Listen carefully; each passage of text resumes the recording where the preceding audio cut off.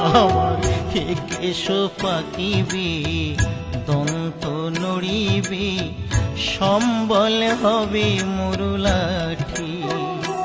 তখন পুত্র পরিজন সকলি বলিবে, পুত্র পরিজন সকলি বলিবে, এ জঞ্জাল মরিলে বাঁচিব না আমার মানুষ হইয়া, জন্ম লোভিয়া মানুষের করিলাম কি।